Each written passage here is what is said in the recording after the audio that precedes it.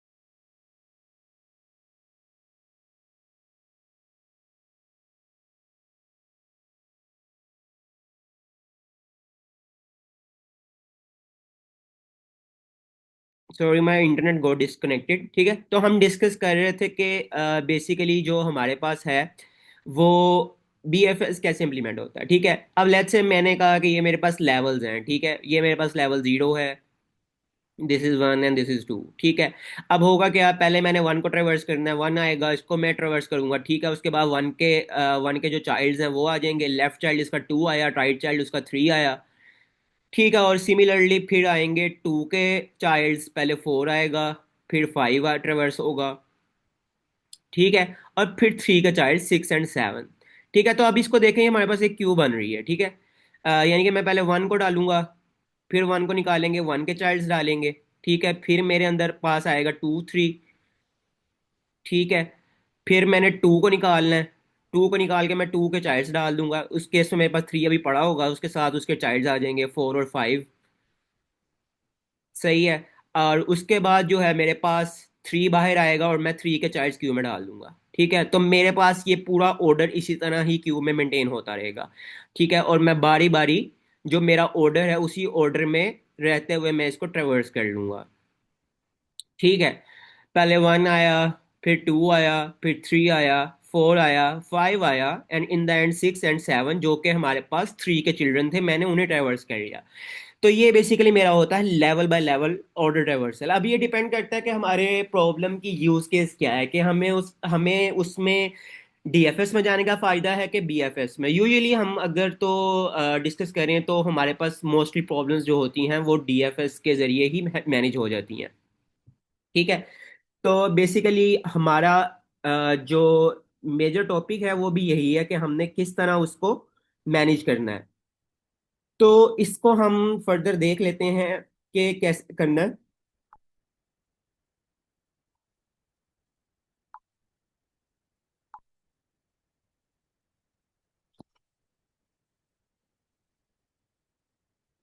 ठीक है। तो अब हमने ये लेवल ऑर्डर ट्रेवर्सल देख लिया कि हमारे पास पहले 1 आया, 2 आया, 3 आया, 4 आया और फिर 5 आया। ठीक है, हमारे पास 7 नोड्स थे और हमने उसको इस तरह ट्रेवर्स कर लिया। ठीक है, अब हम फर्दर देखते हैं आगे हमारे पास और क्या है इसमें। ठीक है। अब जो हमारा लेवल ऑर्डर ट्रेवर्सल है उसका एल्गोरिदम हम देख लेते हैं क्या है। ठीक है। अब इसमें हमारे पास बेसिकली जो एल्गोरिदम है हमारा वो इसी तरह है कि हम एक पहले क्यू स्टार्ट करेंगे। ठीक है। उस क्यू के अंदर हम रूट को डालेंगे। ठीक है। फिर हम पहला प्रोसेस करेंगे और फिर दोबारा उसके चिल्ड्रन डाल लेंगे। ठीक है। तो इसको हमने इम्प्लीमेंट करना है। इसको हम देख लेते हैं इसका एल्गोरिदम क्या है। Just give me a second.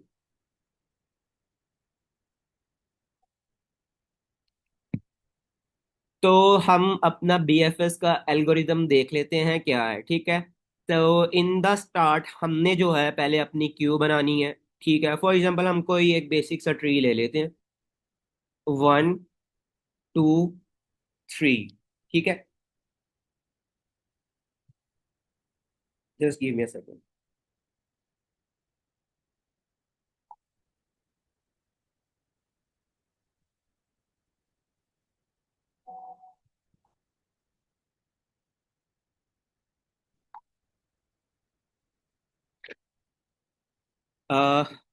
मेरी आवाज आ रही है?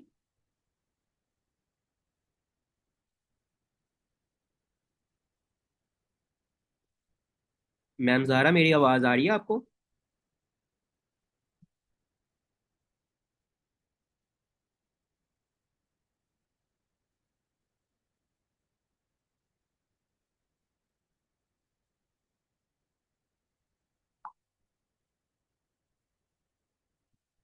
तो हम अपना डिस्कस कर रहे थे अपना बीएफएस का एल्गोरिदम। ठीक है। तो इसमें हमारे पास हमने एक ट्री लिया है जिसमें हमने जो है वो सिंपल सा ट्री लिया है। ठीक है। अब इसमें हमारे पास जो रूट नोड है मेरा वो 1 है और उसके बाद मेरे पास 2 है उसका चाइल्ड और उसके बाद 3 है। ठीक है, आगे फर्दर 2 का चाइल्ड है 4 और फर्दर 3 का चाइल्ड है मेरे पास 5। ठीक है। लेट्स से कि मेरे पास एक ये सिंपल सा ट्री है। अच्छा, तो अब सबसे पहले मेरा एल्गोरिथम क्या कहता है, वो कहता है कि आप क्यू बनाओ। ठीक है। तो अब लेट्स से मैं स्टार्ट करता हूँ एक क्यू से। क्यू क्या बेसिकली होती है, एक लिस्ट होती है सिंपल, उसमें फर्स्ट इन फर्स्ट आउट होता है। ठीक है, मैंने एक क्यू बना ली, उसमें मैंने रूट को डाल लिया। ये वैसे बहुत इंपॉर्टेंट एल्गोरिदम है, अगर आपको ये समझ आ जाएगा तो आपको ट्रीज की बहुत अच्छी नॉलेज हो जाएगी। तो अगर किसी का भी कोई क्वेश्चन हो तो आप पूछ सकते हैं। ठीक है, हमारा सेकंड लास्ट सेशन है तो अगर किसी का बेनिफिट हो जाए तो दैट विल बी गुड।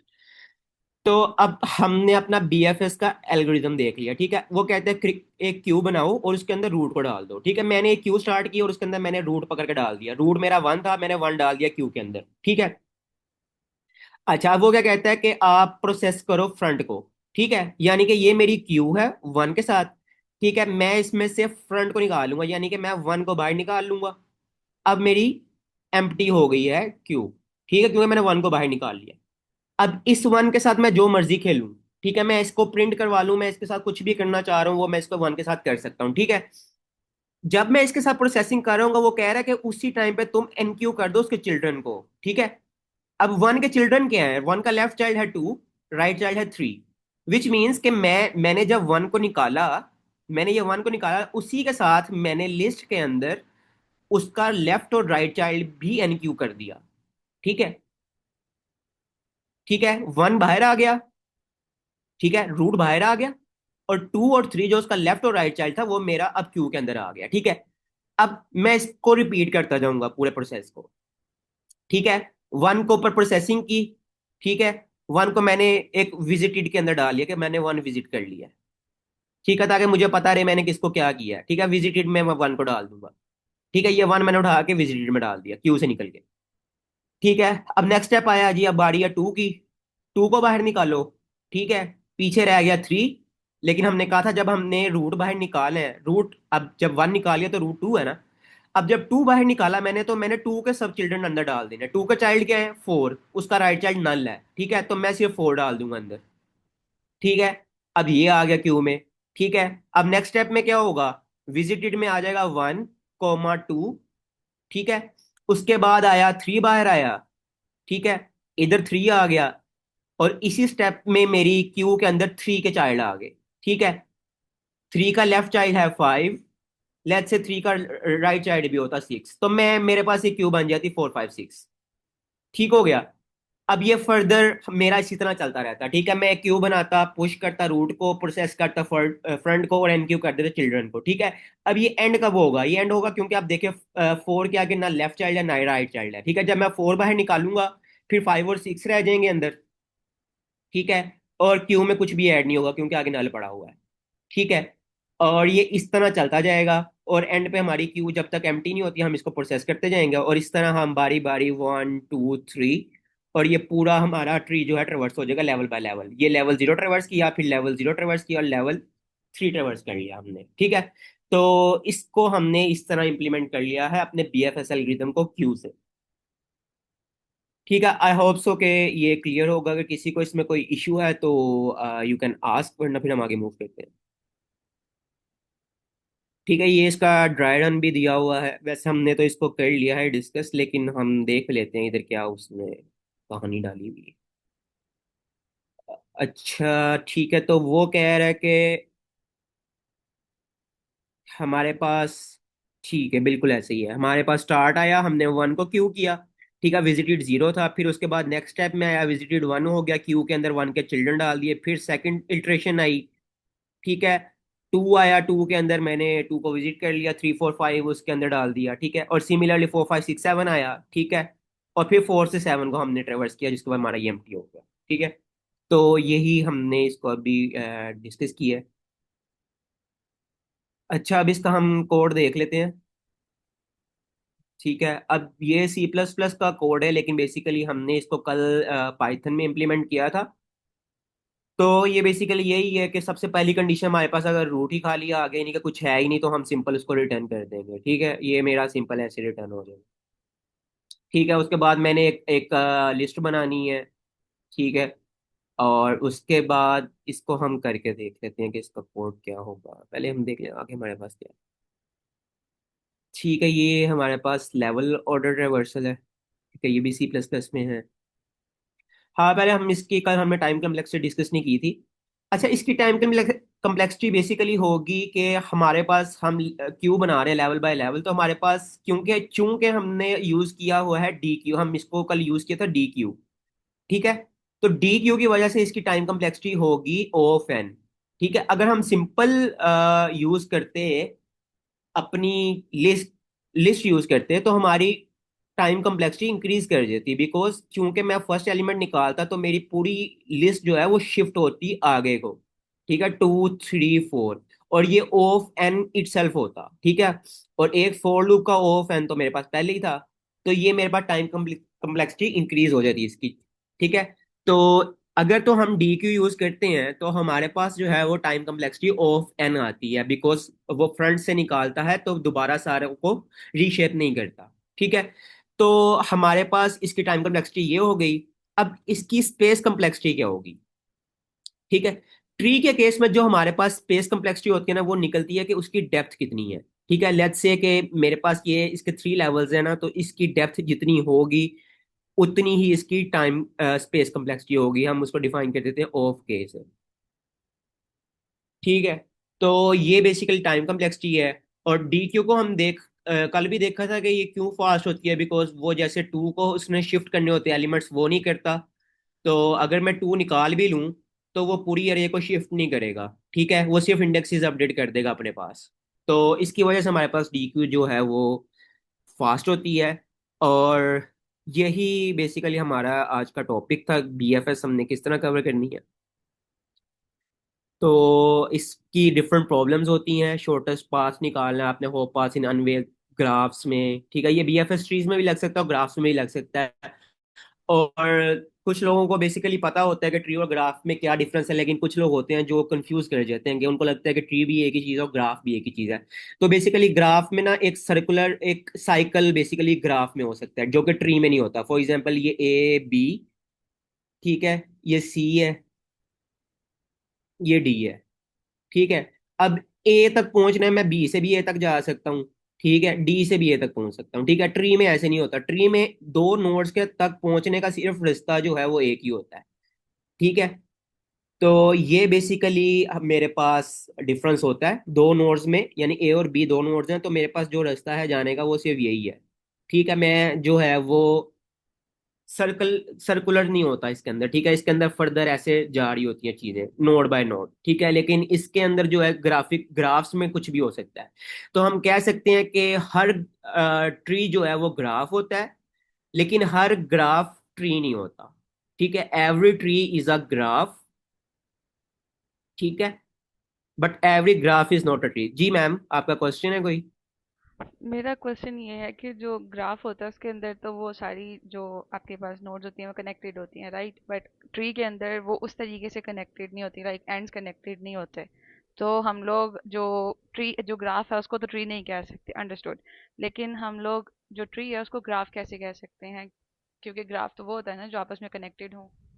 नहीं मैम, वो नेसेसरी नहीं है। वो ऑप्शन है आपकी कि चाहे, यही तो उसकी बात है ग्राफ की, कि उसमें आपस में कनेक्टेड भी हो सकते हैं चाहे तो, या चाहे तो नहीं भी हो सकते, ठीक है। ग्राफ में दोनों चीजें आ जाती है। यानी कि आप कह लें कि अगर तो कोई ऐसा ग्राफ है जिसके अंदर कनेक्टेड नहीं है, इस तरह है, ये ग्राफ है बेसिकली, ठीक है, तो हम इसको कह देते हैं कि तुम ट्री हो, ठीक है। तो ग्राफ के पास दोनों ऑप्शन है, यहाँ तो उसके पास जो है वो कनेक्टेड भी हो आपस में, या ना भी हो, ठीक है। तो इसलिए हम कहते हैं कि हर ट्री एक ग्राफ भी है, लेकिन हर ग्राफ एक ट्री नहीं है।